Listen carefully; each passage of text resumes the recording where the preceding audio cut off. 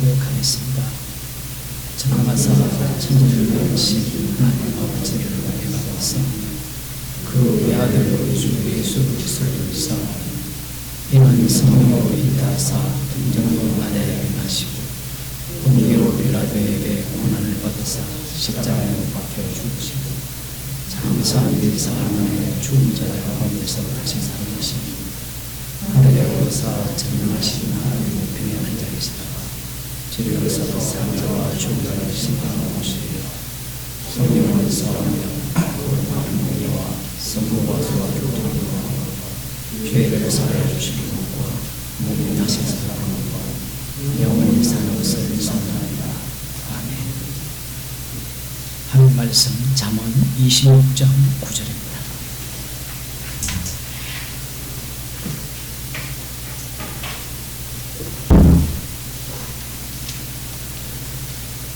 구약성경 938쪽입니다. 함께 읽도록 하겠습니다. 미련한 자의 입의 잠언은 술 취한 자의 손에 든 가시나무 같으니라. 아멘. 기도하겠습니다. 우리들의 입에서 쏟아내는 모든 것들은 결국 우리를 죽이는 그러한 말들임을 주께서 저희들에게 말씀을 통하여 들려주심을 감사드립니다. 우리의 육체가 죽을 때까지 십자가만 자랑케 하기 위해서 미련한 자의 입술을 주께서 허락하시고 주님의 증인으로 삼아주심을 감사하는 주의 백성이 되게 하여 주옵소서. 예수님 이름으로 기도드리옵나이다. 아멘. 찬송가 409장입니다.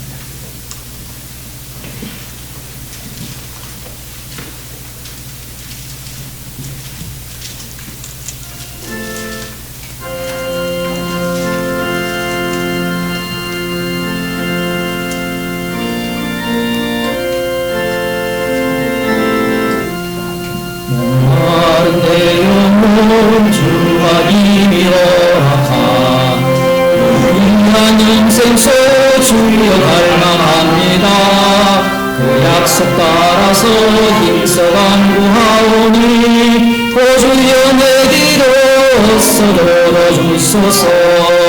예수의 사랑 예수의 사랑 바다 물결같이 내게 임하니 영광의 물결에 온전히 사여서 내 영혼의 기쁨 활려놓도다. 주 내게 약속한 긍휼 내려주시며 우리의 저물은 건너편에 떠올라 그 귀한 징조가 내게 밝히고이니 나 힘을 다하여 주께 간구합니다. 예수의 사랑 예수의 사랑 바다 물결같이 내게 임하니 영광의 물결에 온전히 쌓여서 내 영혼의 기쁨 활려놓도다. 엉덩이에 손앞이 지연 헛쪽이 내려 구원의 큰 강물 흘러 차원 넘쳐서 주와 모든 죄 모두 씻어버리니 마지막 은혜를 충만하게 받았네. 예수의 사랑 예수의 사랑 바다 물결같이 내게 임하니 영광의 물결에 온전히 쌓여서 내 영혼의 기쁨 활려놓도다. 그 차원 넘치는 주의 은혜의 물결 자의 미려와 내가 만족하여서 할렐루야로 주를 찬송하오니 내 마음의 기쁨이 항상 충만함이라. 예수의 사랑 예수의 사랑 바다 물결같이 내게 임하니 영광의 물결에 온전히 쌓여서 내 영혼의 기쁨을 한량없도다. 101장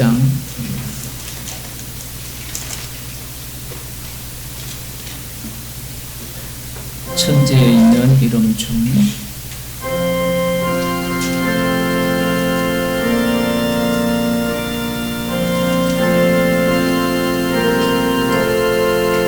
천지에 있는 이름 중 귀하고 높은 이름 나시기 전에 지으신 구주의 이름 예수 주 앞에 내가 엎드려 그 이름 찬송하는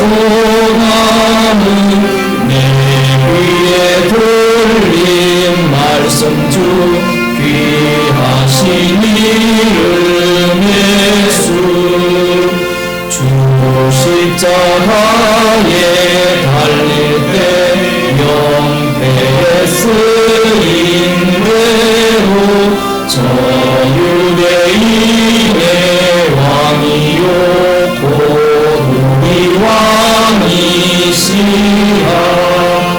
주 앞에 내가 엎드려 주 이름 찬송하는 내 귀에 들린 말씀 중 귀하신 이름 예수 지금도 살아 계셔서 언제나 하시느니 나 같은 죄인 부사 찬송함 주시도다.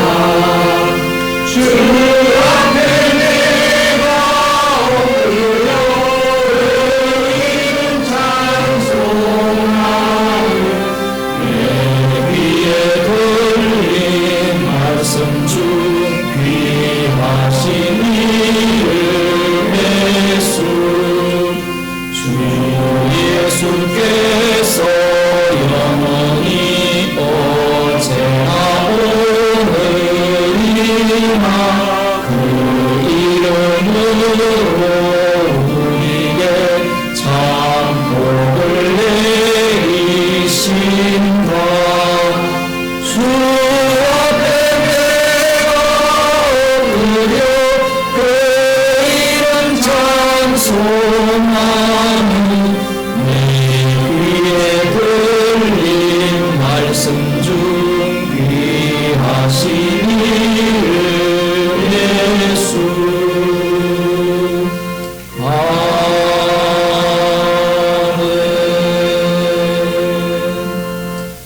하나님 말씀 시편 78편 65절에서 마지막 절까지 교도하겠습니다.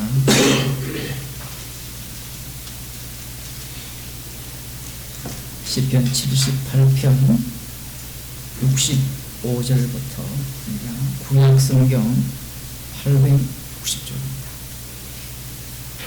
그때 주께서 자다가 깬 자같이 포도주로 인하여 외치는 용사같이 일어나사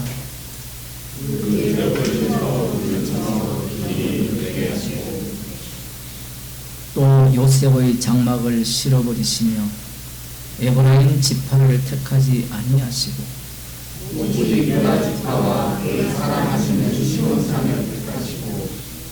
그 성소를 산의 높음같이 영원히 주신 땅같이 지으셨으며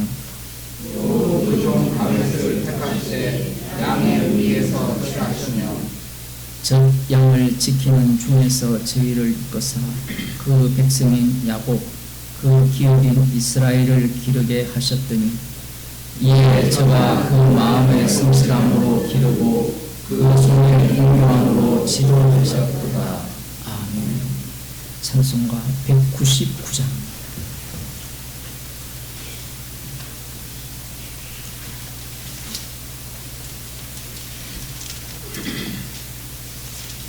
99장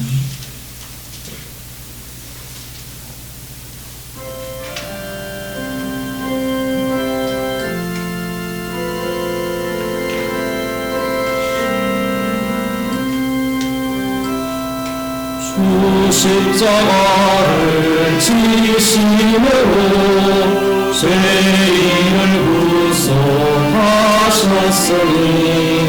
그 피를 보고 믿는 자는 주의 힘을 면하겠네. 내가 그 피로 유월절 구양의 길을 볼 때 내가 너를 넘어가리라. 흉악한 죄인 괴수라도 예수는 널리 구원하네. 온몸을 피에 잠들 때에 주의 진노를 면하겠네. 내가 그 피로 유월절 구양의 길을 볼 때에 내가 너를 넘어가리라. 심판할 때에 모든 백성 대만을 내고 구원받네. 죄 있는 자는 피를 믿게 주의 진노를 면하겠네. 내가 그 피로 유월절 구양의 길을 볼 때에 내가 너를 넘어가리라. 구주의 사랑 크신 은혜 오열의 능력 의지하세. 심판의 불이 내릴 때에 주의 진노를 면하겠네. 내가 그 피로 유월절 구양의 길을 볼 때에 내가 너를 넘어가리라. 이 시간 김기래 집사님 기도해 주시겠습니다.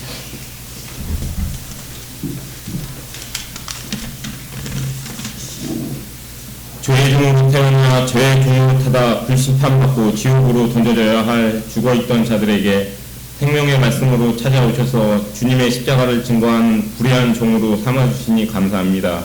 오직 참 비밀이신 십자가이신 참 하나님이신 주님을 위하여 세상을 흑암으로 만드시고 여기 보이게 하신 소경들에게서 끊임없이 비출되는 배설물들로 죄의 깊이와 십자가의 사랑의 깊이를 알아가게 하시니 감사합니다. 이 시간 주님의 사자를 통하여 주시는 생명의 말씀으로 우리 안에 숨겨져 있는 가룟 유다를 발견케 하시고 십자가를 증거하는 도구로 사용하시니 감사하며 예수님의 이름으로 기도 올려드립니다.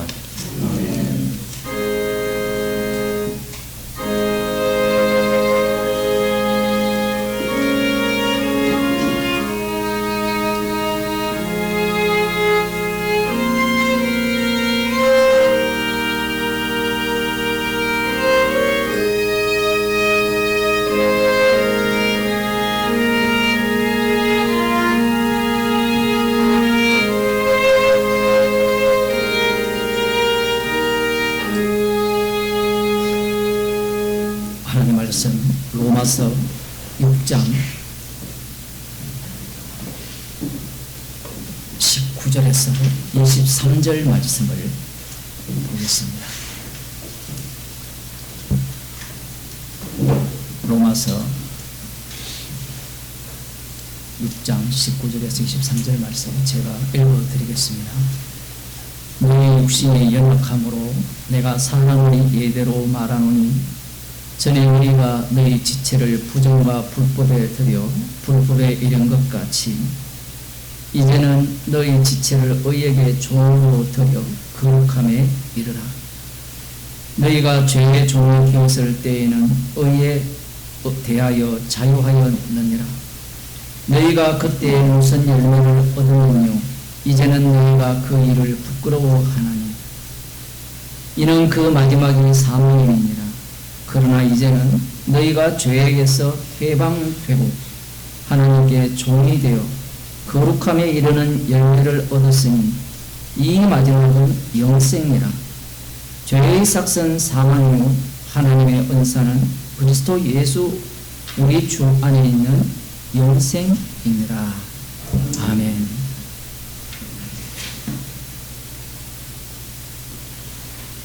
선악과를 먹은 인간들의 특징은 하나님과 같이 되고자 하는 겁니다. 하나님과 같이 되는 그 방법은 하나님과 똑같은 흉내를 내는 방식으로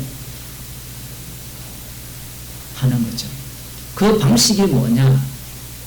지난 수요일도 말씀드렸습니다만은 하나님의 말씀을 나의 말로 바꾸는 방식. 창세기를 보면 하나님께서 선악과를 먹기 전에 하신 말씀이 있죠. 선악과를 먹는 날에는 정령 죽으리라. 이 말씀을 선악과를 먹은 목사나 신학자나 교인들이 해석을 할 때 어떻게 한다고 했습니까? 선악과 먹은 주제에 그걸 해석하려고 덤벼들죠. 그래서 그 본문을 어떻게 해석합니까? 인간에게는 자유의지가 있었는데 선택할 수 있었는데 눈빛을 보니까 수요에 대해서 그게 안 들으십니다. 자유의지가 있다라는 거예요.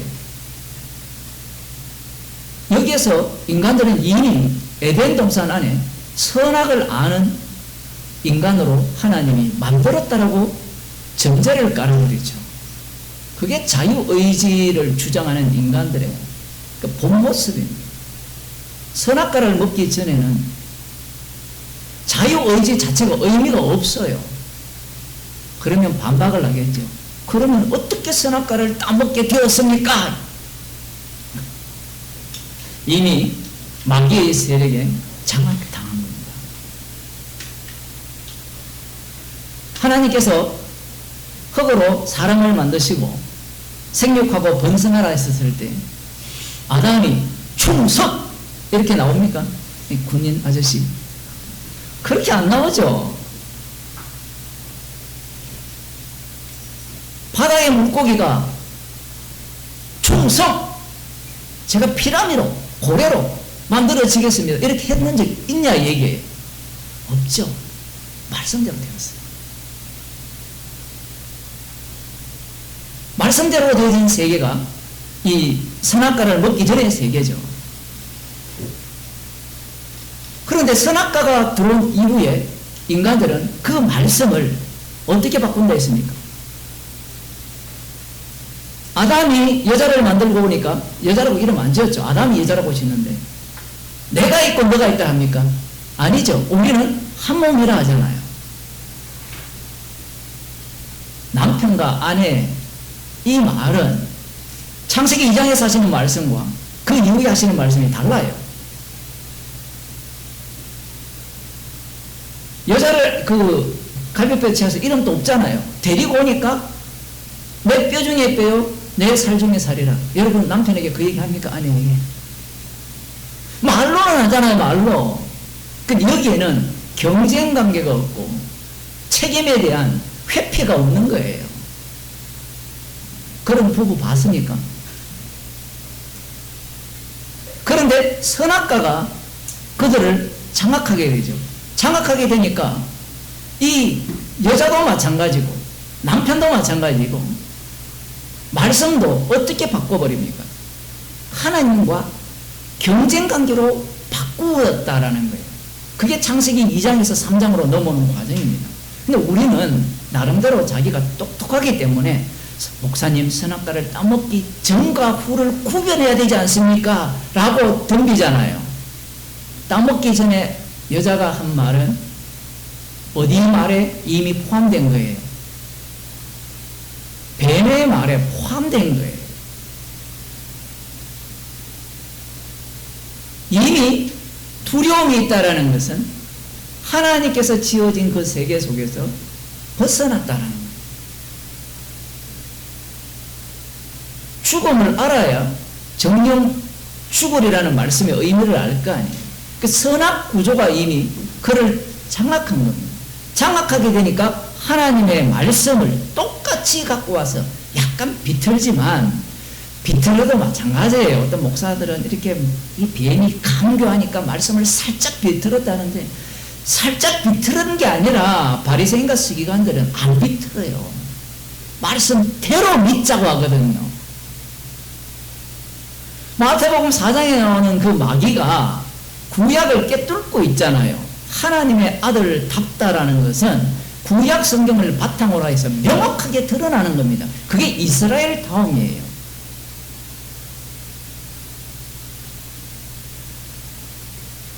이 마귀가 이 세상을 장악했죠. 요한계시록에 보면 하늘에서 싸움이 있었는데 내어 쫓기는데 하나님께서 이 땅으로 내어 쫓기게 하신 거죠. 그 마귀가 이 세상을 장악하게 되니까 이 마귀가 하나님처럼 되고자 하는 인간들에게 무엇을 주느냐라고 하면 창세기 3장에 나오듯이 하나님의 말씀을 줘요. 안 믿으시는 표정인데 예수님을 시험할 때 말씀을 줬잖아요.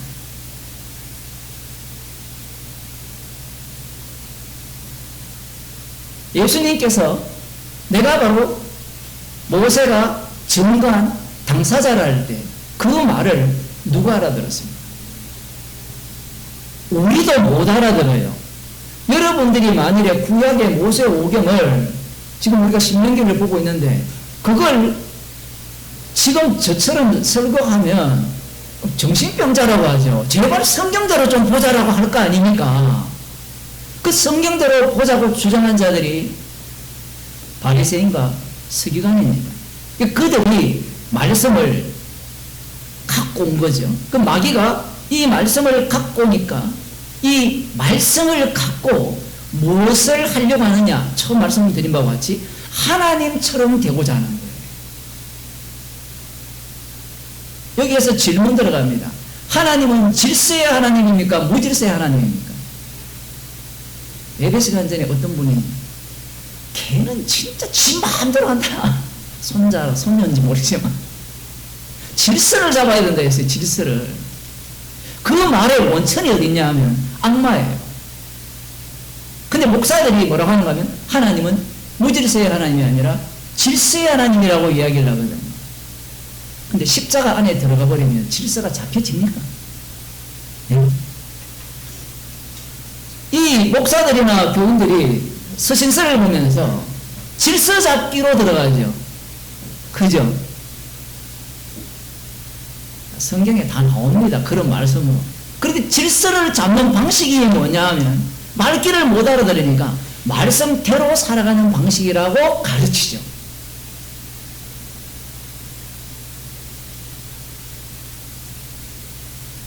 제가 그때 이런 얘기를 했죠. 그 언어를 갖고 이 말을 갖고 이 하나님 자리에 오른 니므롯이 등장했다 했잖아요. 그 창세기 11장에. 그 집단이 북한이고요. 오늘날 이동간이잖아요. 제가 이게 비판적인 그 입장이 아니라 예화가 적절한 거예요. 언론을 장악하면 언어를 장악하잖아요. 그 언어를 장악하면 인간들은 말을 듣게 되어 있어요. 이 구조가 희한해요. 성령을 받은 사람은요, 인간의 말을 안 들어요. 누구의 지시를 따라서 합니까? 주님의 지시를 따라 살죠. 그런데 이 육에 속한 자들은 인간의 말을 듣는 거예요. 과거부터 그렇잖아요. 1984년 그 소설을 봐도 이 언어, 이 말을 장악하는 게 그들의 핵심이에요. 근데 이것이 우연한 게 아니고요. 집에서도 말로 질서를 잡잖아요. 어디 아버지한테 감히. 그러다가 전세가 적정되면, 이 역전되면, 이제 부모가 이제 구실구실 해야 되죠. 그 모든 게 언어예요, 언어. 그 말을 갖고 질서를 잡으려고 합니다. 그런데 이러한 모습들이 교회에 똑같이 들어온 거죠. 똑같이 들어오는 방식이 뭐냐면 말씀대로 가르쳐야 된다는 겁니다. 말은 맞아요. 제가 계속 반복해서 말씀드립니다만 마귀는 말도 안 되는 걸 갖고 옵니까? 아니면 말씀대로 갖고 옵니까? 말씀대로 갖고 와요. 그러면 우리는 성령 받았으니까 말씀대로 이야기를 하면 반드시 어떤 사태가 발생합니까? 하나님의 아들을 살해해버립니다. 그런데 성령을 받지 못한 사람들은 말씀을 갖고 와서 말씀대로 주장하면서 질서체계를 잡으려고 해요. 교황이 있고 뭐 추계경이 있고 신부가 있고 이런 것들이 다 질서체계거든요. 교회라는 것은 목사가 있고 뭐 감독도 있다 칩시다. 어쨌든 다 필요 없다가 아니라 다 있죠. 여러분들 다 호칭이 있잖아요. 이름 자체가 이미 호칭인데 성경에서 본래 하시고자 하는 말씀이 그리스도 안에서 통일되는 게 목적이면 그리스도 안에서 통일이 되려면 말씀을 통하여서 모두가 다 죄인으로 드러나야 되잖아요. 죄인으로 드러나는 것이 하나예요. 근데 죄인의 모습은 100명이 모이면 100가지의 모습을 갖고 있어요. 한 사람은 성질이 급하고 한 사람은 성질이 안 급하고 어떤 사람은 착하게 보이고 어떤 사람은 악하게 보이고 별별 인간들이 다 모여 있잖아요. 그러면 말씀 앞에 찔러 쪼김을 당하면 자기가 자기 몸을 불살라 내어준다 할지라도 나는 죄인 중에 개수입니다라고 고백할 때 하나가 되는 거지. 만일에 내가 이웃을 위해서 전재산을 바쳤습니다 라고 하게 되면 그 말이잖아요. 그 말을 통해서 사람들이 성령이 얻게 되면 그 사람 중심으로 모이게 되어 있어요. 그 세상은 그러한 뉴스를 계속해서 생산해내는 겁니다.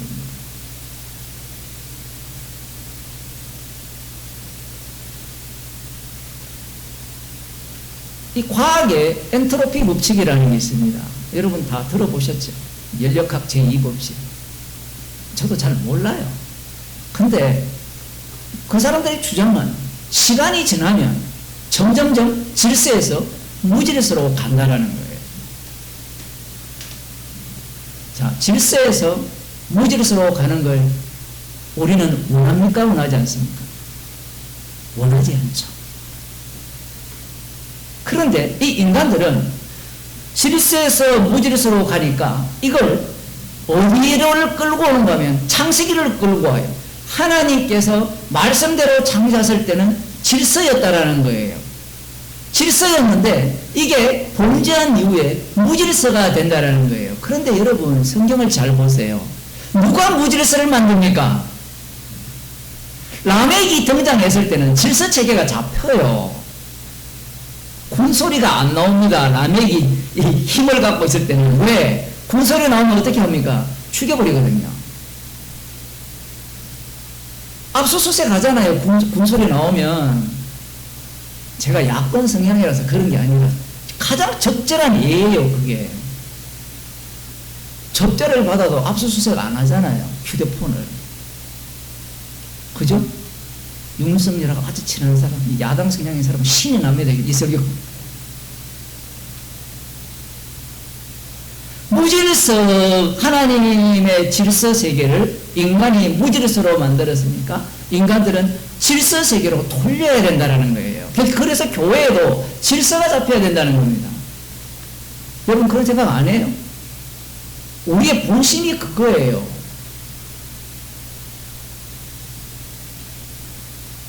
그런데 이 사고방식이, 이 과학적 사고방식이 성경에 그대로 나와 있어요. 아까 이야기했던 걸 좀 더 하면 이 바벨탑을 쌓을 때 얼마나 질서 잡혔습니까? 전 세계가 하나예요. 전 세계가 하나. 여러분 그런 세계를 원하지 않습니까? 복잡한 세계 싫잖아요. 독재가 싫다라고 여러분이 그렇게 욕을 하지만 독재가 다스리는 세계보다 편한 세상이 없어요. 먹을 거 입을 거만 해결해 줍니다. 그게 해결되려면 한 10분에 9년 죽여야 되죠. 우리가 그러한 자리를 원하는 겁니다. 왜? 우리는 마귀의 종이기 때문에 그래요. 이 악마의 종은 어느 자리를 탐하고 있습니까? 하나님보다 더 높은 자리를 탐하고 있어요. 그러면 그 자리에 올라가려면 뭘 갖고 와야 돼요? 말씀을 갖고 와야 돼요. 가장 악마성이 가장 잘 드러나는 곳이 말씀이 있는 곳입니다. 느부갓네살 왕의 악마성이 이스라엘 남유다를 포로로 잡아가지 않을 때는 그 악마성이 안 나타나요. 우리는 악마성을 뭘로 봅니까? 김정은, 김일성, 누굽니까 또? 김정일, 이런 사람들을 악마로 보잖아요.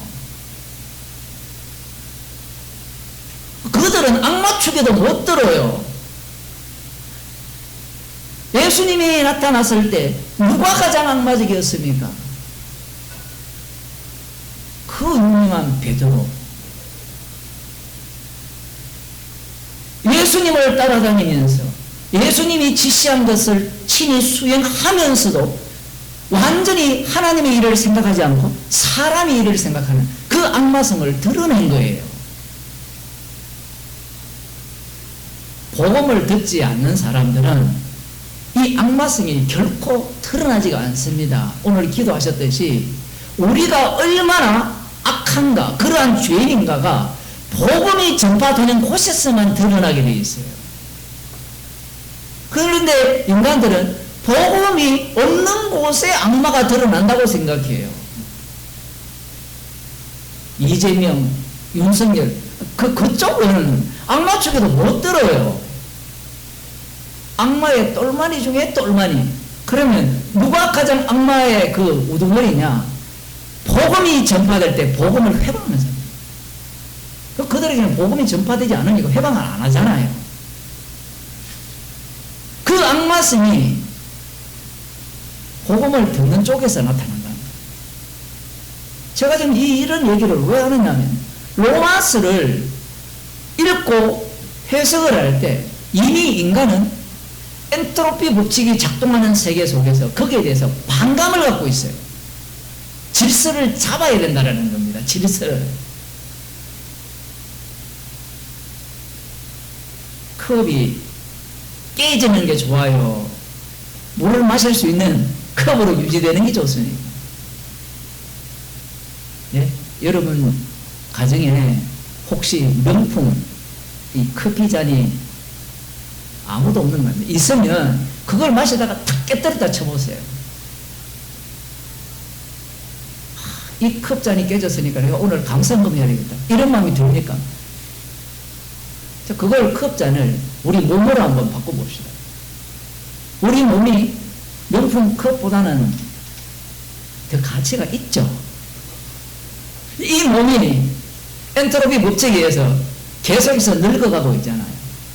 분해되어 가고 있고 그들은 무질서화 되어 간다는, 무질서화 되어 가는 것에 대해서 사람들은 용납합니까 안 합니까? 지금 약 다 드시고 있잖아요. 비타민 먹고 있고 저도 비타민 먹고 있고 발언을 하는 거예요.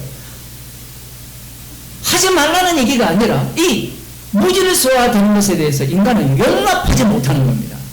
특히 이 우리를 구원할 하나님께서 주신 말씀에 대해서 성경에 보면 혼잡케 하지 말라 하거든요. 혼잡케 하지 말라는 말을 육으로 받아들이니까 말씀을 혼잡케 하는 것은 말씀의 질서 체계, 교리화 시키는 것을 대해서 멸시한다, 그걸 부정한다라고 해석을 하는 거예요.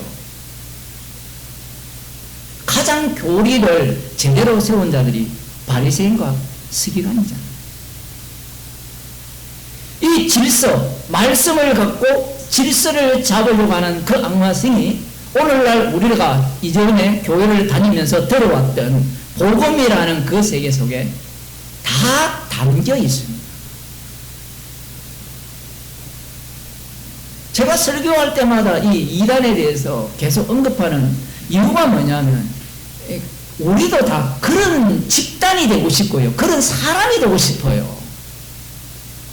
자리만 싹 바꾸면 되잖아요. 이만희처럼 나는 계시를 받았다. 이렇게 제2의 뭐 사도 요한이다. 이런 말만 빼버리고 진짜 말씀대로 잘 가르쳐서 누구든지 내게 오라. 내가 진리의 말씀을 제대로 가르치겠다. 이 욕망들이 우리 속에 꿈틀거리고 있는 거예요. 그게 왜 그러냐면 오늘 본문에 육신이 연약하다라는 거예요. 그 육신이 연약하다라고 할 때 오늘 본문은 지금까지 해석하는 것과 저는 전혀 정반대로 해석을 합니다. 육신이 연약하다라는 이 말을 하는 이유가 뭐냐 이거예요. 육신이 연약하다는 이유가. 이 말을 하는 이유는 복음을 들은 자들이 육신이 있죠. 육이 있잖아요.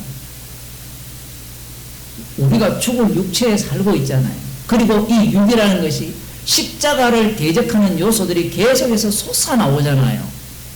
그 육신이 연약하다 할 때 이 육신이 연약한 것을 와 이것보다 복음이 없다 라고 생각하는 사람이 있겠느냐 이 얘기입니다.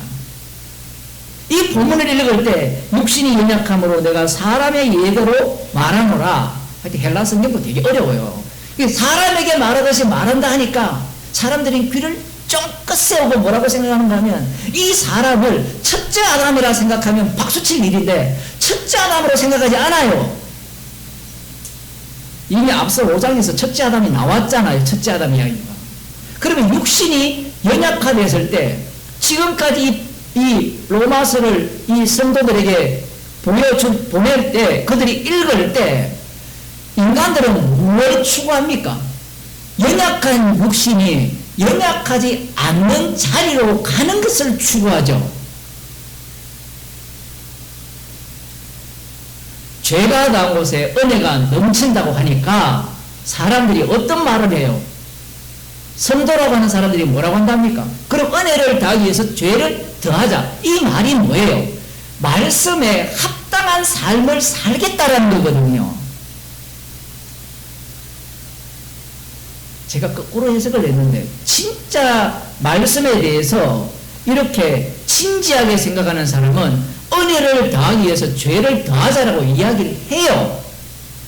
우리는 그런 사람이 없을 거라 생각하죠. 그런 사람, 복음을 제대로 들으면 그런 사람이 가득 만들어집니다. 그게 확장이 되면 우리는 십자가에서 모든 죄를 용서받았기 때문에 무슨 죄를 지어도 죄가 아니다라는 주장을 하는 거예요. 그런 주장을 왜 하느냐 하면 뭐가 되고 싶은 거예요? 연약한 육신이 되기 싫은 거예요. 연약한 육신이 우리가 로마서를 지금 6장까지 다 읽어왔잖아요. 읽어오니까 어떻습니까? 복잡해요? 복잡하지 않아요? 복잡하죠. 도대체 어느 장단에 춤을 춰야 되느냐 얘기입니다.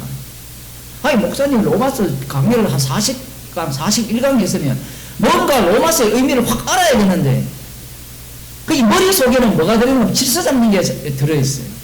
육신이 연약하다는 말은 이 육신이 연약하기 때문에 너희들은 욕망이 어떤 욕망을 갖고 있는가 하면 질서 잡기를 원하는 욕망을 갖고 있는데 복음은 절대 너희의 연약한 육신에 의해서 질서를 잡을 수 없다라는 겁니다. 이것보다 신나는 게 어디 있습니까? 십자가라는 것은 최종 상태거든요. 최종 상태는 항상 이 불꽃놀이 할 때 올라갔을 때 빵빵 터지잖아요. 그 성도들에게 그 최종 상태가 계속해서 터지게 되어 있어요. 그런데 우리는 그 터지는 걸 터지는 그 장면을 연출하기 위해서 그 과정까지 질서를 다 잡으려고 하는 거예요. 그래야 말씀을 내가 소유할 수 있죠. 소유해서 어디에서 먹으려고 합니까? 말씀을 소유해야 다른 사람을 모두 다 내 종으로 삼을 수 있는 겁니다. 너는 모르지, 나는 알아. 사도 바울이 너희 육신이 연약함으로 내가 사람이 예대로 말하노니 이렇게 말씀을 하고 있죠. 그러면 이 말은 너희들은 내 말을 알아들을 수 있느냐 없느냐는 식으로 질문을 했을 때 못 알아듣는다. 육신이 연약합니다. 그렇다고 해서 그러면 사도 바울이 말도 안 되는 뭐 애들 옹알이처럼 이렇게 내뱉느냐? 그게 아니에요. 철저하게 인간들이 갖고 있는 그 논리를 갖고 하나님께서 이 복음의 내용을 전하게 합니다. 마귀가 말씀을 장악했으니까 우리는 말씀을 버립시다. 이런 논리를 인간들이 또 있거든요. 그런 사람 말귀를 너무 못 알아들어요. 말씀을 주님께서 일을 하실 때는 먼저 주님이 창조를 하시고 그 창조 세계 속에 악마가 들어오면 악마가 그 창조 세계를 누구 중심으로 바꿔버립니까? 하나님 형상 중심으로 바꾸는 게 아니라 하나님의 형상을 따라 지어받은 나 중심으로 바꿔버려요. 나 중심으로. 그 나 중심이 복음을 들은 우리에게도 똑같이 작동하고 있는 거예요. 그게 교회에 먹히는 겁니다. 그리고 하나님께서 이스라엘을 만들잖아요. 만들 때 보면 원했지 않았잖아요. 아브라함이. 제가 고민을 해보니까 갈대아우르를 떠나서 저기 가나안 땅에 가서 새로운 왕족을 만드는 것이 하나님의 뜻인 줄 제가 깨닫고 지금 보따리 사고 가겠습니다. 이렇게 했습니까? 아니잖아요. 여호수아 24장에 보면 우상 숭배 가운데 있는 가운데서 하나님께서 그를 부른 거예요. 사도 바울을 부르신 것과 똑같아요. 그래서 불러서 이스라엘이라는 나라를 만드실 때도 그들은 아브라함의 자손이니까 만들어졌다고 생각하지만 하나님께서는 그 혈통을 이용해서 이 혈통을 부정하는 방식으로 이스라엘을 새롭게 만드신 거예요. 그들에게 말씀을 주시니까 이 말씀을 맡은 바리새인과 서기관들이 예수님을 살해하잖아요. 그러니까 사람들이 또 어떤 생각을 갖는가 하면 그러면 율법 말씀을 버려야 되겠네. 심지어는 그런 이단들이 있거든요. 구약은 버려야 된다고. 왜 버려야 되느냐 하면 성경을 읽으면서 나에게 좋은 하나님을 찾고자 하는 거예요.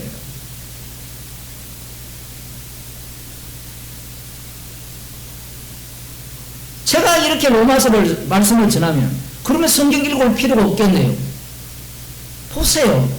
성경을 안 읽음으로 말미암아 자기를 중심으로 질서체계를 찾겠다는 것밖에 없어요. 그럼 그 자기는 누굽니까? 나는 누굽니까?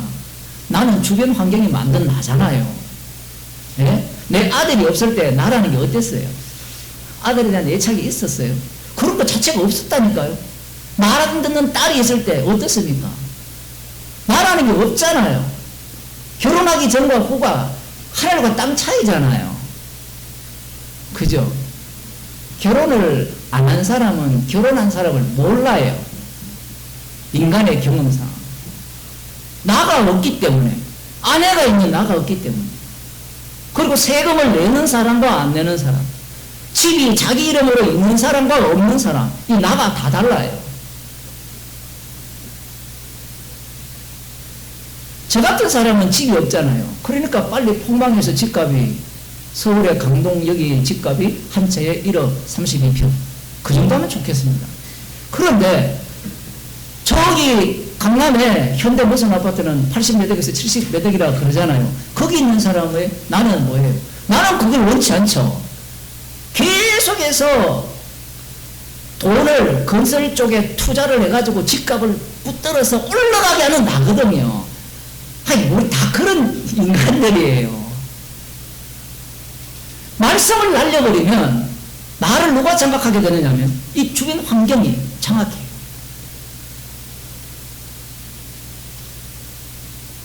육신이 연약함으로 내가 사람의 예대로 말하노니 너희가 너희 지체를 부정과 불법에 들여 불법에 이른 것 같이 이제는 너희 지체를 의에게 종으로 들여 거룩함에 이르라. 우리 한글 성경을 읽으면 이전에는 너희들 이렇게 했는데 지금부터는 이렇게 하라 이렇게 들리잖아요. 그죠? 다시 읽어볼까요? 그렇게 안 들리는지. 내가 사람의 예대로 말하노니 이렇게 말해놓고 사람의 예대로 말했으니까 사람이 알아듣는 말을 한다라고 생각을 하잖아요. 우리가. 그죠? 알아듣는 말을 하니까 너희가 전에라는 단어가 없어요. 원래 헬라어 성경에는. 이렇게 집어넣었어요. 여러분 성경에 있는지 모르지만 너희가 너희 지체를 부정과 불법에 들여 불법에 이른 것 같이. 이전에는 그랬는데 이전이라는 단어는 있거든요. 성경에. 그 이제는 나오니까 뒤에 나오는 동사가 어떻게 돼요? 미래로 가야 돼요? 아니면 현재나 미래로 가야 돼요? 과거로 가야 돼요? 동사가. 현재나 미래로 가야 되잖아요. 그런데 헬라 성경을 보면 둘 다 과거예요. 제가 헬라어 문법을 잘 몰라서 그런지 모르지만 문법이고 무엇이간에 그것은 이후에 만들어졌는데 문제가 뭐냐면 인간들의 의식 구조는요. 상향 구조로 되어 있어요. 무질서를 용납하지 못합니다. 무질서. 근데 주님 쪽에서는 무질서를 그대로 두자는 거예요. 십자가가 눈앞에 보인다는 것은 밝게 보인다는 것은 너희들은 죄인으로 그대로 있으라는 이야기예요. 뭐 있으라는 것도 이것도 좀 어폐가 있지만 할 수 없습니다. 표현의 한계상. 주님은 무질서로 두겠다는 거예요. 그냥. 근데 인간들은 무질서를 못 견뎌요. 특히 성령을 받았다라고 하고. 아까 이제 질문을 하셨잖아요. 지금 로마서를 잘 따라오세요. 성령 받은 게 어떤 의미인지가 나옵니다. 성령의 인도하심을 따라 사는 게 어떤 의미인지가 계속 쏟아져 나오고 있는데 우리가 생각하는 성령을 받았다, 성령의 인도하심은 다 악마적이라고 보시면 돼요. 왜 그러냐면 그 성령의 인도하심을 따라가보면 다 질서예요. 사람의 예대로 말한다고 하니까 이제부터는 이전과 달리 좀 쉬운 말을 하지 않겠느냐. 앞에도 어려웠거든요. 앞에도 무슨 되는 이야기를 했잖아요. 이미 너희는 죄에 대해서 죽었으니까 죽은 사람한테 무슨 말을 해요. 말 못 알아듣는데. 그런데 어떻게 새 생명 가운데서 살게 하려 합니다. 그렇게 살아라 나오거든요. 논리가. 이게 앞뒤가 안 맞아요. 그러니까 연약한 육체라는 겁니다. 연약한 육체는 말씀을 받을 때 자기 논리와 자기 언어로 받는다는 거예요. 이게 복음이에요. 제자들이 예수님의 말씀을 하나도 못 알아들었죠. 그런데 놀라운 것은요. 성령을 받기 전에는 다 알아들었다는 거예요. 다 알아들었다니까요. 비유를 모르니까 질문하고 이제 알겠습니다. 알기는 뭐예요? 알았으니까 어떻게 합니까? 십자가 지면 안 된다는 거거든요. 말씀을 제대로 보셔야 됩니다. 성령을 받기 전에는 다 알아요. 그런데 성령이 오니까 모든 말씀은 십자가를 전하잖아요. 그러면 내가 어떤 자가 돼요? 잠언서에 계속해서 무지한 자, 이런 미련한 자들이 계속 등장을 하는데 그 미련한 자가, 무식한 자가 그것은 어떻게 바뀌어버립니까? 십자가 안에 들어버리면 모든 인간이 미련해요. 그 미련한 중에 어리석은 자 중에 가장 어리석은 자가 누군가 하면 말씀대로 사는 거예요. 이제 조금 더 넘어가면 복음을 알았다고 하는 거예요. 근데 알았다고 하는 자들이 이 어려운 로마서를 던져버리죠. 던져버리면 이 성령의 할례를 받은 자가 반응을 할 거예요. 아니 목사님, 아니 성령의 할례를 받았으면 이런 갈등 구조 속에 우리가 없어야 되지 않습니까? 또 보세요. 또 자기 중심으로 질서를 잡죠. 자기가 신이 되고 싶은 거거든요. 사람들이 왜 기도원 가서 기도합니까? 금식하면서. 이 갈등의 문제를 해소하고 싶잖아요. 그런 거 아닙니까? 기도원 가보셨죠? 옛날에는 엄마 따라 이렇게 쫄래쫄래 갔지만 스스로 가보셨습니까? 스스로도 가보셨는데 왜 갔습니까? 답답하고 끌끌한 심정이니까 가는 거 아니에요. 제가 나이는 얼마 안 되지만 붕에 많이 가봤어요. 가서 속 시원해지고 싶잖아요. 그 속 시원해지면 누가 좋아요? 내가 좋은 거예요. 아니 근데 바울은 복음을 전하니까 속이 시원해졌어요? 복잡해졌어요? 복음 전하는 교회들 모습 한번 보세요. 완전히 질서가 잡힌 것 같은데 완전히 무질서가 되잖아요. 온갖 각종 이단들이 다 등장하거든요. 주님의 질서는 십자가 안에서 질서예요. 그리스도 안에서의 질서예요. 그리스도 안에 질서가 되려면 복음이 전파되면 그 순간은 은혜를 받아서 십자가 안에서 하나가 되지만 십자가 안에서 하나 되었다라는 그 사실을 증거하기 위해서 증명하기 위해서는 어떻게 돼야 돼요? 십자가만 나오는 그런 군상들이 계속 왔다 갔다 모이고 밥도 따뜻한 거 먹다가 뜨거운 것도 먹고 별별 일들이 다 발생해야 되는 거예요. 나중에 믿는 자들이 바울이 전한 그 복음을 전한 자들이 아시아 교회도 떠나가고 대마도 세상을 사랑하게 떠나가고 몇몇 사람만 남지 않았잖아요. 사람들은 그걸 싫어해요. 내가 목회를 50년 했는데 이제 다 떠나가고 나밖에 없더라. 아내도 떠나가고 자식도 떠나갔더라. 이게 축복이잖아요. 얼마나 십자가만 밝게 보이는 세상입니까? 너는 말로는 그렇대. 실제로 그래 한번 당해봐. 내가 만일에 당한다면 싫어하죠. 나는 원치 않잖아요. 그 성경에 요한복음 21장에서 네가 원치 않는 곳으로 인도한다 했잖아요. 그 원치 아니니 기쁨이고 복이 되는 세계로 들어오는 게 성도예요. 질서를 계속 잡으려고 하잖아요. 문제가 있으면요. 지금 대입시험 쳤잖아요. 성도님 지금 그거 기다린다고 아마 암세포가 무럭무럭 자랄 겁니다. 왜냐하면 성적 결과가 나오고 거기에 대해서 본인이 가고 싶은 대학이 있고 학과가 있고 지금 그 안 당해본 사람은 그걸 몰라요. 합격과 불합격가. 그러면 기도할 거 아니에요. 그러면 우리 성도는 이렇게 우리가 질서를 원하는구나. 이 십자가가 폭발하는 불꽃이 팍 튀는 그 세계 속으로 주님이 인도하셔야 되지만 지식밖에 모르니까 인도하시는구나 이렇게 알아가면 되는데 인간들은 그렇게 안 돼요. 그래서 십자가를 사건이라는 겁니다. 외부에서 주시는 거예요. 외부에서. 우리는 계속해서 무질서한 세계를 원치 않아요. 그래서 말씀을 읽을 때도 사람의 예대로 육체가 연약하니까 그래서 어떤 번역은 너희가 이해력이 떨어지기 때문에 내가 사람의 예대로 말한다 해요. 그 이해력이 떨어지니까 진짜 그렇게 번역되어 있어요. 다른 성경에. 그러면 이해력이 떨어지기 때문에 이게 말도 안 되잖아요. 예수님의 말씀은 영이잖아요. 그것은 왜 이렇게 표현하냐 할 때는 말씀을 할 때 상대가 누굽니까? 상대가 인간이잖아요. 인간이기 때문에 이렇게 표현을 하는 거예요. 그런데 동일한 표현을 하는데 성령으로 말씀하시는 것과 육으로 말하는 의미가 달라져 버립니다. 그러면 육에 속한 자들은 이제부터 우리가 이해력이 부족하니까 좀 사람이기 때문에 이해력이 떨어지니까 좀 쉬운 말을 하지 않겠느냐 하는데 더 어려워져 버렸어요. 왜냐하면 한 문장 안에 이제는이라고 해놓고 과거에는 너희 지체를 부정과 불법에 들였다 할 때 부정과 불법은 이렇게 보시면 돼요. 불법은 율법 위반이고요. 부정은 이방인들이 하는 모든 짓거리라 보시면 돼요. 이미 앞서서 다 나왔잖아요. 왜냐하면 성도들 중에는 이방인도 있고 유대인들도 있잖아요. 그러면서 최종적으로는 모두가 율법 위반자가 되었다. 불법에 이르렀다라는 거예요. 불법에. 이 율법 위반자의 의미도 또 뭔지도 잘 모르죠. 이전에는 그랬다라는 거예요. 이 과거형으로 되어 있거든요. 그럼 이제는 나오죠. 너희 지체를 부정과 불법대로 이룬 것 같이 이제는 너희 지체를 의에게 종으로 들여 거룩함에 이르라.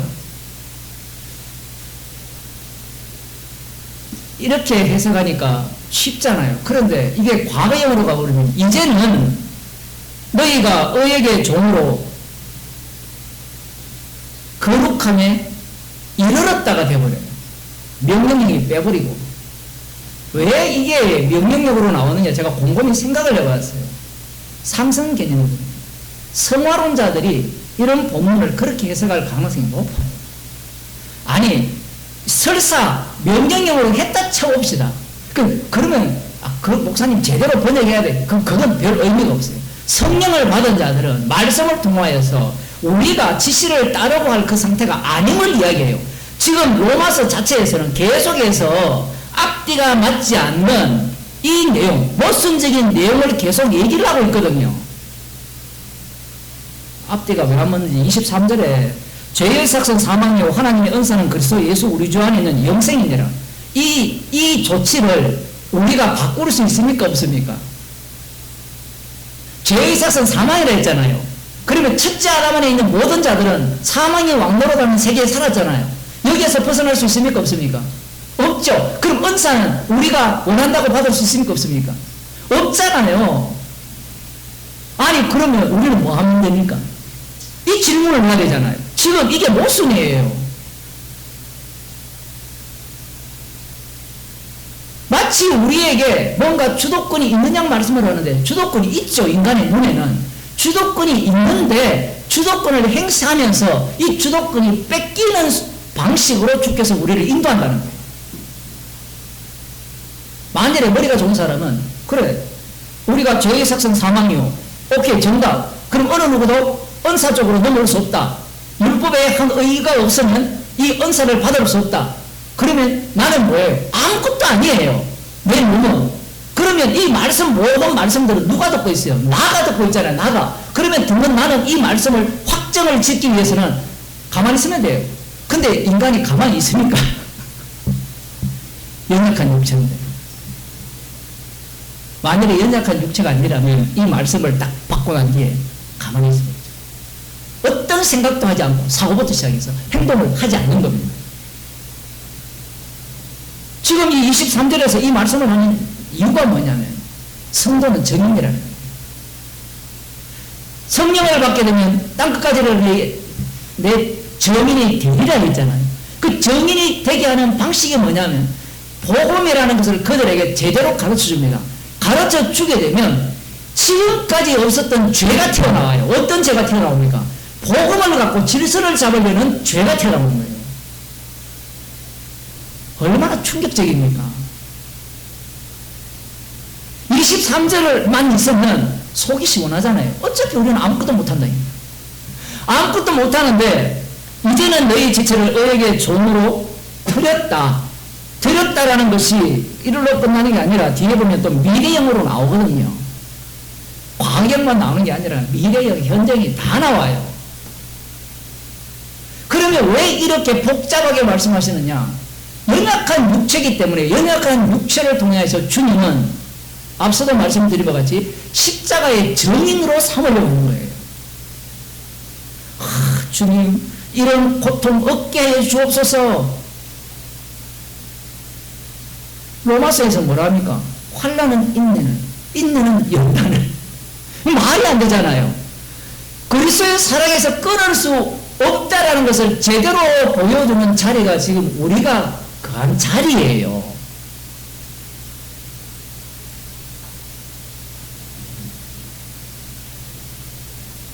사람은 지식을 갖고 이 모든 현실을 부정하려고 해요. 그런데 이 육체는 엔트로피 법칙에 의해서 계속해서 사라지고 분해돼야 됩니다. 이 뇌에 의해서 우리의 생각과 사고들이 계속해서 복잡해져야 돼요. 그런데 말씀을 통하여서 계속해서 정답을 찾으려고 하죠. 정답을 찾으면 이 복잡한 세계에서 벗어날 수 있다고 생각해요. 그게 뭔가 하면 신천지 들어가는 거예요. 하나님 교회 들어가는 겁니다. 안 그러면 개혁교회, 제 친구가 있거든요. 화란에 가서 유학 갔다 와서 여기 남양주 그쪽 동네에서 이 개척교회를 하는데 사람들이 꽤 모여요. 그럼 거기에 가서 그걸 외우면 하나님 나라에 대해서는 갈등이 하나도 없어요. 천국에 대해서는. 근데 세상 사는데 그게 됩니까? 그러면 뭐가 되는가 하면 교회가 도피처가 돼요. 도피처. 복잡하지 않는 도피처. 왜냐하면 모여있으면 모두가 다 동일한 신앙 고백을 하고 동일하게 인정을 하니까. 근데 여러분 성경을 보세요. 이 요한계시록만 보더라도 칭찬을 하면서도 동시에 공격을 책망을 하죠. 그런 걸 눈치 못 챕니까? 서신서에도 똑같아요.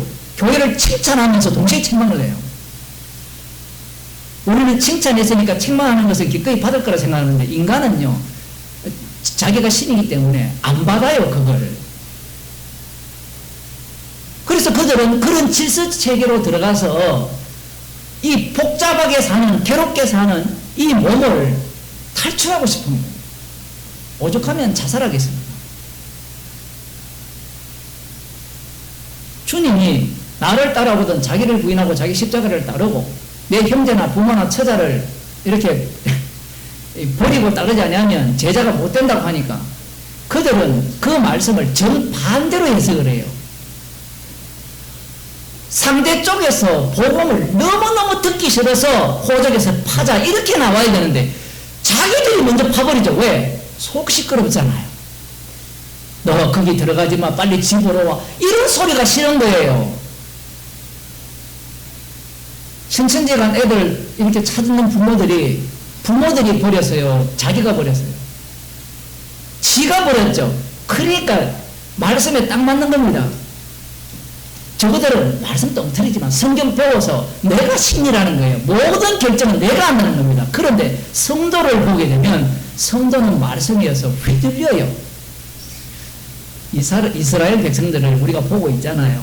보면 어떻습니까? 광야 길로 인도하면 율법이 그들을 중심으로 잡고 있으면서 율법에 의해서 계속해서 흔들리는 환경으로 몰아가면 모두가 다 어떻게 됩니까? 의지할 것 없는 인생이 되죠. 흙으로 돌아가는 즐거움 속으로 그들은 휘말린 거예요. 문제는 인간들이 예수 믿는다고 하는 사람, 구원을 얻고자 하는 사람들은 답을 자꾸 원해요. 답을. 흔들리지 않는 시무스 침대를 원하거든요. 안정적인 것.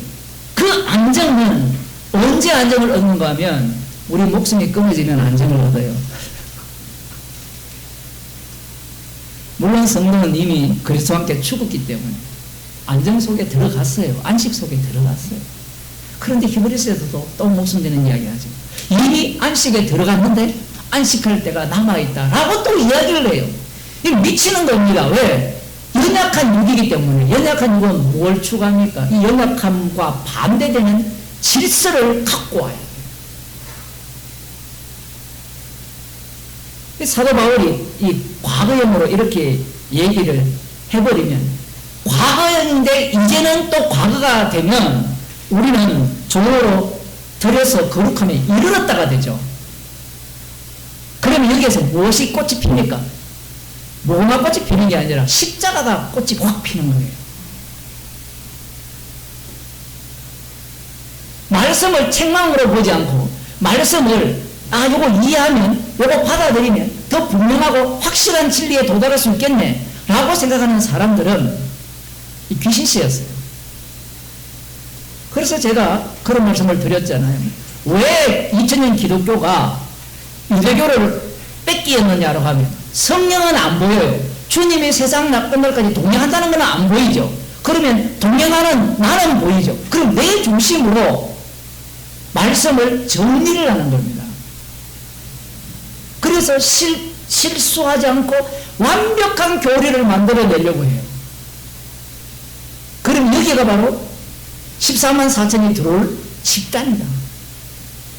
모든 교회가 그 생각을 하거든.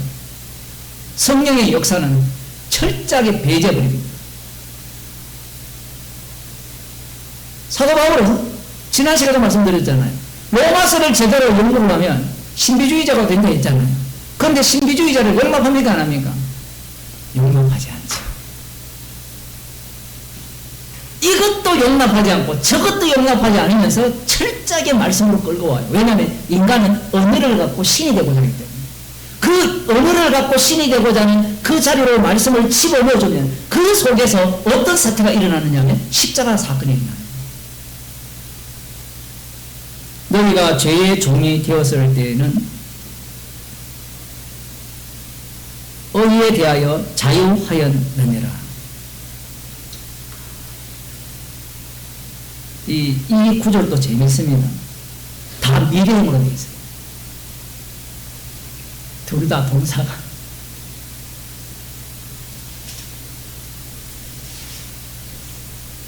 실제로 그렇게 살았죠. 그 다음 21절 너희가 그때에 무슨 열매를 얻었느냐. 이게 그때라는 이런 용어가 등장을 하는데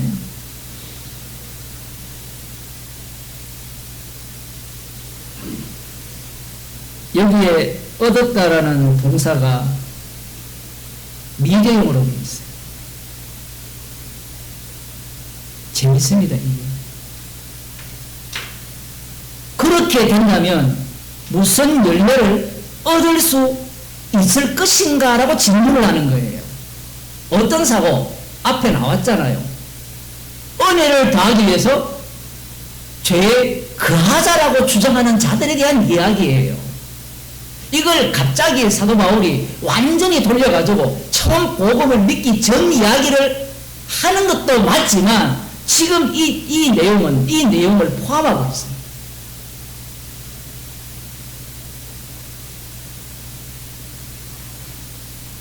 그렇게 되면 무슨 열매를 얻겠느냐 얘기해요. 죄의 삭은 사망이죠. 그것밖에 안 나옵니다. 그러면서 이렇게 이제는 너희가 그 일을 부끄러워 한다라는 거예요. 이제는. 이번에 현재으로 되어 있어요. 지금 언제? 이 말씀을 듣는 지금. 복음이 들리니까 부끄러워하는 거죠. 뭘 부끄러워합니까? 은혜를 더하기 위해서 죄를 더하자. 죄에 거해야 되겠네. 이런 논리들. 그러한 논리들에 대해서 부끄러워한다는 거예요. 자, 여기서 부끄러워한다라는 단어가 나옵니다. 인간은 무엇을 부끄러워합니까? 선악과를 먹었을 때 이 자기가 벌거벗었으므로 무화과 나무 잎으로 가렸죠. 그 부끄러움을 가리려면 어떻게 해야 되느냐 하면 하나님이 만든 피조세계를 처음에는 무화과 나뭇잎에 불과했지만 모든 우주 만물을 자기의 것으로 옷을 입어야 돼요. 완전히 예수님이 하신 일과 정반대예요. 그래서 수요 예배 시간도 그런 얘기 했잖아요. 우주 만물 모든 것들을 자기의 이 액세서리로 치장을 하는 겁니다. 주님이 만든 만물의 그 세계가 돌아가는 그 법칙들이 있잖아요. 그 법칙들도 전부 다 나를 위한 것으로 다 바꾸치게 하는 거예요. 오히려 이들은 부끄러워해요. 뭘 부끄러워하느냐 하면 지금 그때는 무슨 열매를 얻었느냐 이제는 너희가 그 일을 부끄러워한다 할 때 은혜를 더하기 위해서 죄에 거하자라는 이 말이 부끄럽다라는 거예요. 거꾸로 원래는 말씀대로 살아가는 것은 안 부끄러운 거잖아요. 말씀했으니까 은혜에 더하기 위해서 죄가 담아서 은혜가 넘친다니까 그러면 죄에 거하자, 죄를 더 짓자라는 것이 이 부끄러움을 감추기 위한 도구잖아요. 그런데 그 부끄러움을 감추기 위한 그 도구를 확 뜯어버렸어요. 오히려 그게 부끄러운 거예요. 조금 쉽게 이야기하면 사도 바울이 주님을 만나기 전에 어떻게 살았습니까? 율법의 의로는 허물게 살았거든요. 바리새인 중에 바리새인으로 안식일 지키면서 소득의 11조를 하는 그 모습이 어떤 모습이냐면 부끄러운 모습이죠. 주님을 만난 이후에 그죠? 그걸 부끄러워하잖아요. 그런데 그것만 있나요? 아니에요. 복음을 들은 이후에는 죄가 담궈서 은혜가 넘친다니까 사람의 논리가 뭐가 들어옵니까? 그러면 죄를 더 지어야 되겠네. 이것도 뭐가 되죠? 인간의 행위가 되는 거예요. 지금 로마서를 읽게 되면 인간은 끊임없이 육에 속한다도 행위를 내려고 해요. 행위를. 말로는 믿음이라 해놓고 믿는 행위를 내놔라고 이야기를 하거든요.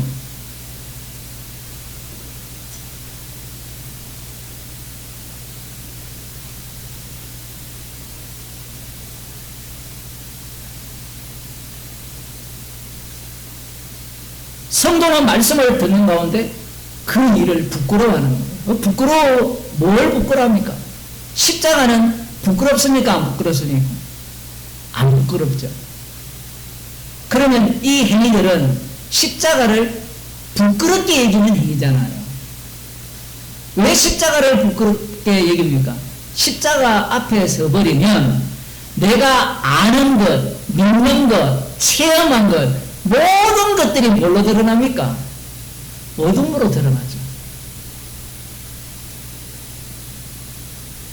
주의 영께서 인도하지 않으면 그 일을 부끄러워하지 않아요. 당당하게 여기잖아요. 그런데 주님께서는 우리를 말씀 앞으로 인도하셔서 성령의 역사를 통하여서 우리를 그러한 일들, 진짜 부끄러움이 뭔지를 아는 겁니다.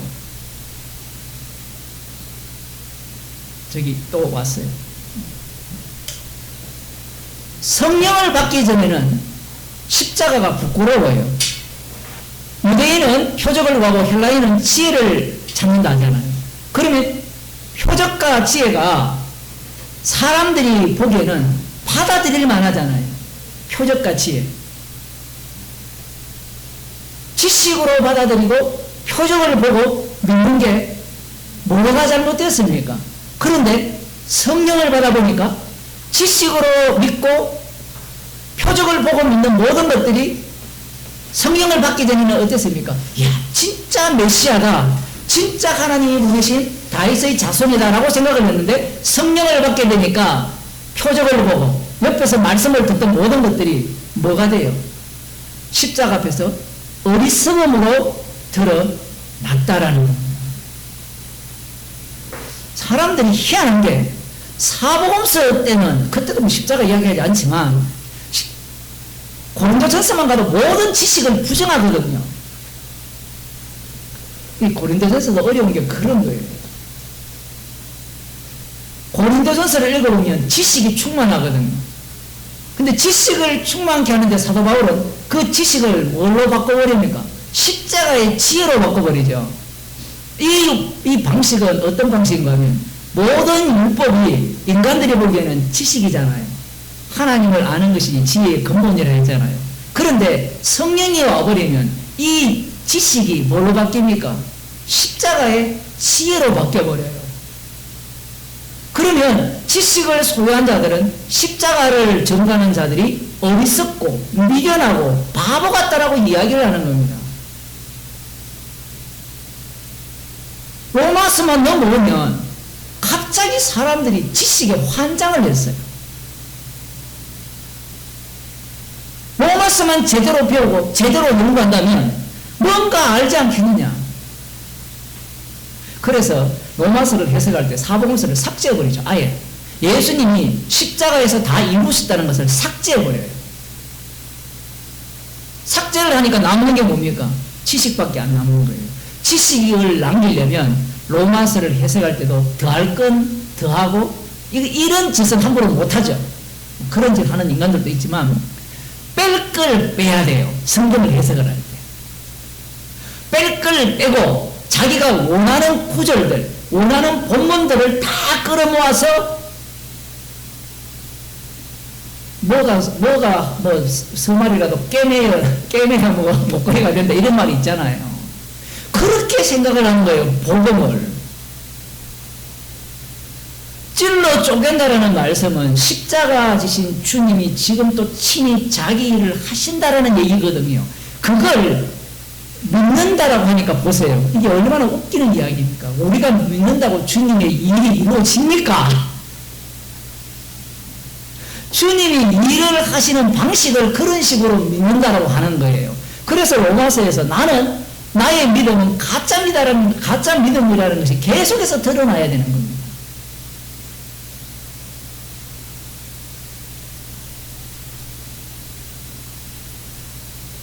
그 마지막은 사망이죠.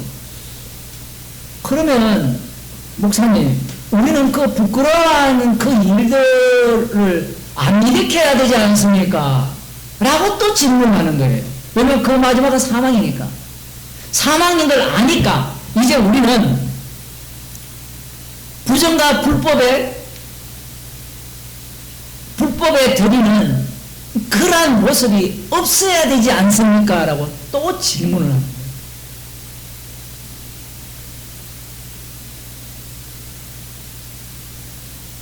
또 보세요.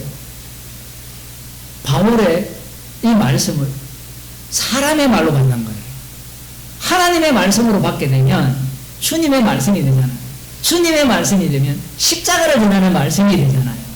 그러면 이 말씀 앞에 아멘 하면 될 문제인데 간단한 문제잖아요. 그런데 이걸 보면서 그 마지막이 사망이니까 여러분 이제 우리는 부정과 불법에 우리 몸의 지체를 드리지 않아야 됩니다. 그러면 어떻게 살아야 됩니까? 새 생명 가운데서 살게 하셨기 때문에 우리의 몸을 하나님이 원하시는 기뻐하시는 산 제사로 이 말은 다 맞는 말을 해요. 드려야 됩니다. 그게 성화론이거든요. 성경에서 성화론은 죄의 깊이를 알아가는 성화론이에요. 놀라운 것은 어떤 성화론인가 하면 사도 바울이 성령을 받았잖아요. 성령을 받으니까 과거와 전혀 다른 삶을 살죠. 다른 삶을 살 때 우리 인간들이 보기에는 주님 보시기에 기뻐하시는 삶을 살았잖아요. 복음을 열심히 전했잖아요. 그런데 성령 받은 바울 입장에서는 그렇게 전하는 것조차도 뭐가 돼요? 죄가 돼요. 그게 성화예요. 죄가 당 선의가 넘치는 거예요. 그러면 상대가 육에 속한 사람은 상대를 보고 뭐라고 하는가 하면 야 여러분 복음 때문에 이 말씀 들으러도 오네요 라고 밖에 이야기를 못하는 거예요. 성령이 없는 사람. 그 사도 바울을 칭찬하겠죠. 사람들이 사도 바울을 본받고 싶잖아요. 그죠? 젊을 때 목사 되고자 하는 사람은 다 사도 바울을 본받고 싶거든요. 결말을 못 봐서 그래요. 쓸쓸한 결말을 봐야 바울이 안 되고 싶고 쓸쓸한 예수님의 결말을 봐야 예수님을 안 믿고 싶은데 그들의 머릿속에는 망상이 가득한 거죠.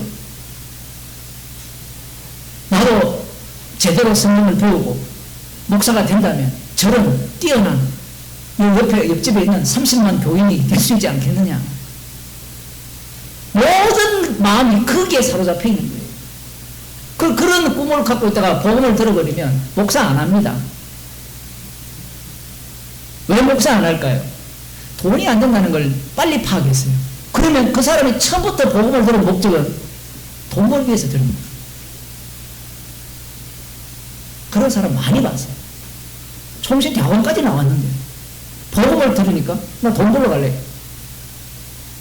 제가 보기에는 핍박을 면하고자 합니다. 그 아내가 가만히 있겠습니까? 사모가. 돈벌이 안 되는데 제가 그걸 탓하는 게 아니라 죄인이라는 거예요. 죄인. 죄인으로 드러나야 되는데 모든 사람들이 그 꿈을 갖고 있는 거예요. 항상 말씀이 앞서가요. 사도 바울이 왜 뒤로 못 물리는가 하면요. 자기가 복음을 전해버렸거든요. 전해버리니까 그 복음을 들은 자들이 바울을 가만히 안 둬요. 한쪽은 복음을 모르는 자들이 공격을 하고요. 다른 한쪽은 사도 바울에게 이렇게 얘기합니다. 네가 말했지 않느냐. 네가 전한 복음에 다른 복음을 전하면 저주를 받는다 했지 않느냐. 얼마나 신나는 일입니까? 목사들이 왜 복음을 안 전하려고 합니까?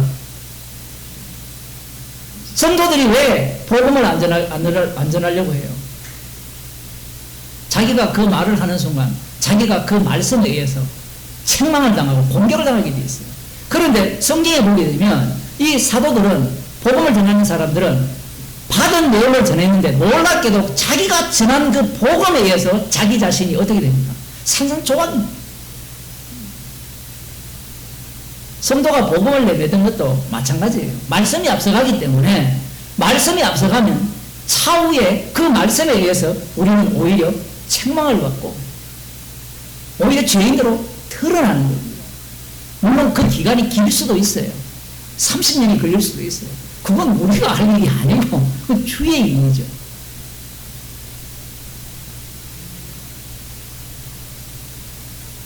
(22절을) 보겠습니다. 그러나 이제는 너희가 죄에게서 해방되고 하나님께 종이 되어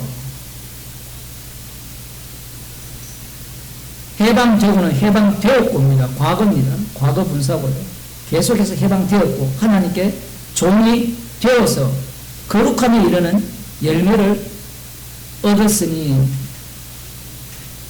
얻었으니 이렇게 되는데 얻는다 지금 현재형이 돼 있어요. 이거 얻는다. 얻었으니가 아니라 현재. 과거에 그렇게 됐는데 현재인데 이게 우리가 생각하듯이 단순하게 딱 정리가 되는 게 아니라 그 복잡성 속에 우리를 집어넣어 버렸어요. 이 마지막은 영생이라. 자, 이렇게 이야기를 하면 자, 이제 말씀을 맺겠습니다. 자, 여러분, 우리는 선악과를 먹었죠. 그럼 이 말씀을 방금 이렇게 설교를 했는데도 불구하고 우리는 취사 선택을 하려고 하죠. 그런데 성령께서는, 주님은 이 말씀 속에 우리를 집어넣어 버립니다. 그래서 이 모든 말씀이 우리에게 계속해서 반복해서 해당 사항이 있는 말씀으로 작동을 해요. 제가 사람의 예대로 말할게요. 좀 어려우니까. 무슨 얘기인가 하면, 말씀을 다 들었잖아요. 들으면 우리는, 과거에 그랬으니까 이제는 그 마지막은 영생이니까 그 영생의 길로 가야 된다라고 생각하면서 잘못된 것들은 삭제를 하려고 한단 말입니다. 잘못된 말씀은. 그런데 이렇게 말씀하시면서 놀랍게도 주님은 자기 백성을 이 말씀 속으로 집어넣어서 이 말씀이 반복되는 현장에 몸으로 삼으신다라는 거예요. 그래야 십자가의 증인이 될 거 아니에요. 근데 우리는 말씀을 읽어가고 이렇게 듣게 되면 마지막 결론을 원하잖아요. 결론이 성령이 되면 이 왔던 것들을 다 부정해야 되잖아요. 그런데 성경의 결론은 뭔가 하면 이 결론을 위해서 어떻게 합니까? 이 말씀 세계 속으로 우리를 집어넣어버려요. 그래서 23절에 가서 거꾸로 죄의 삭선 사망 이후 하나님의 은사는 그리스도 예수 우리 주 안에 있는 영생입니다. 이야기를 딱 해버리는 겁니다. 손떼 이야기, 손떼. 너가 할 수 있는 게 뭐가 있느냐 얘기예요. 제가 목소리 원래 높지만 또 할 수 있는 게 뭐냐 얘기예요.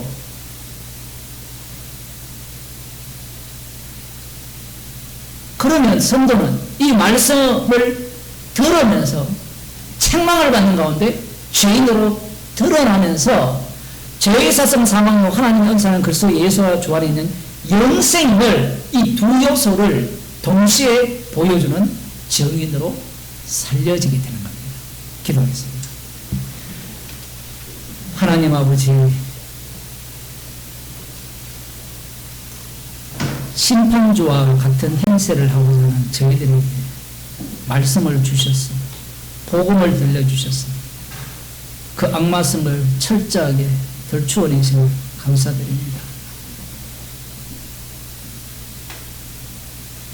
복음이 들려지게 하시고 십자가만 자랑케 하셔서 우리의 삶을 말씀 속으로 다시 인도하셔서 십자가에서 다 이루어졌다는 그 말씀이 지금 또 우리 속에서 역사하고 있음을 드러내시면서 우리들을 십자가의 증인으로 삼아주시면 감사하는 주의 백성이 되게 하여 주옵소서.